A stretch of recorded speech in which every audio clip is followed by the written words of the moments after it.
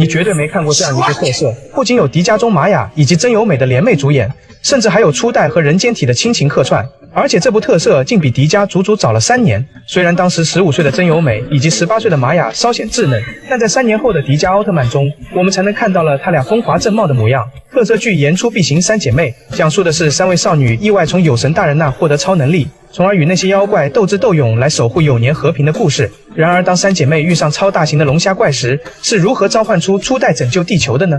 这天夜晚，三姐妹坐在窗台前对着星空许愿。相比较大姐三妹的正常愿望，真由美的愿望居然是想见奥特曼。如此不切实际的愿望引得大姐玛雅还以为妹妹生病了。可就在此时，天空突降一颗流星，一位正在远古公司制作怪兽皮套的工作人员被窗外突如其来的巨大闪光所吸引，而他正是初代的人间体早田进。可当早田来到仓库观察之时，只听见龙虾怪巴尔坦星人那熟悉的声音。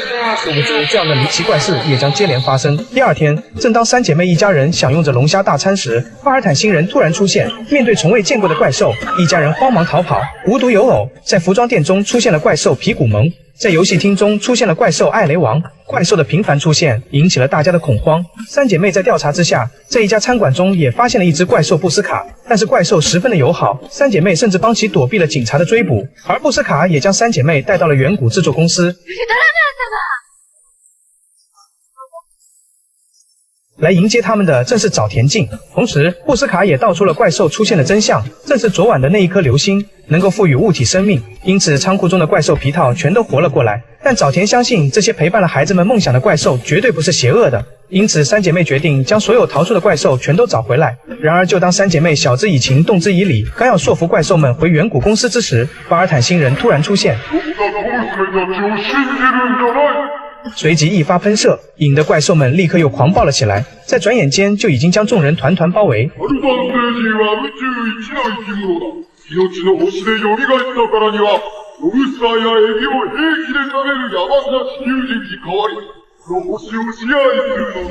好家伙，感情是人类龙虾吃的太多了，才要来统治地球的。在众人的一番周旋下，三姐妹终于开始了变身。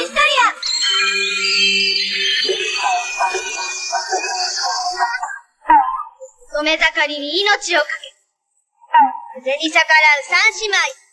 花と散ろうか咲かせよか、有言実行シスタ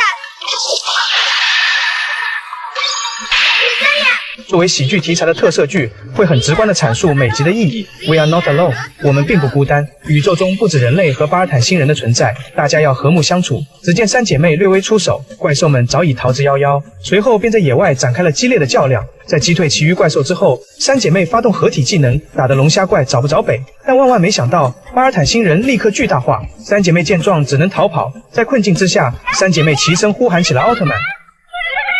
此时早田似乎听到了三姐妹的呼唤，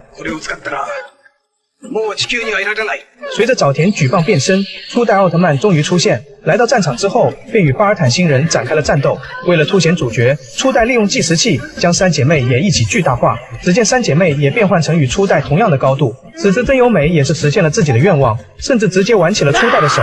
随后大家便与巴尔坦星人展开了激战。在一番对战之下，初代与三姐妹决定发射合体光线。随着光线的合体发射，巴尔坦星人终于被击败了。但为了给怪兽一个合理的栖息地，初代也决定将所有怪兽带回自己的故乡 M78 星云。三姐妹与奥特曼相遇的这一故事，犹如一场梦，转瞬即逝。但这何尝不是我们童年的愿望之一呢？